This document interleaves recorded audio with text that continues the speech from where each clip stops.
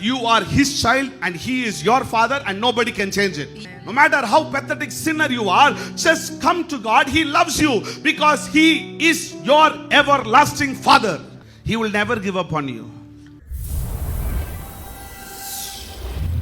Yesterday night somebody was crying out to me and telling me, Brother Joshua, I am a great sinner. I cannot even go pray. I feel I am not worthy to stand before Jesus. But you know what? Jesus is still talking to me. Why is he talking? And I know how pathetic sinner he is. And I was praying for him and the Lord touched him and he couldn't even stand that. But yet God, to prove him that he loves him, he was talking to him about another person's life to pray for him. And you know, he's telling me, நான் பாவின்னு அழுதுகிட்டு இருக்கிறேன், ஆனா கர்த்தர் இன்னொருடைய வாழ்க்கையை காமிச்சு அவனுக்காக ஜெபின்னு எனக்கு சொல்றாரு.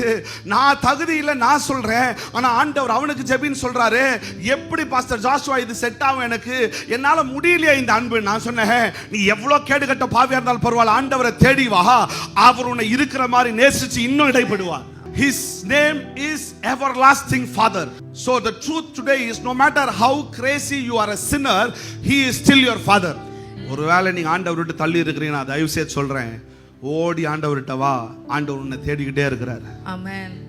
உன்னை நேசிக்கிறார். He loves you. Don't run away.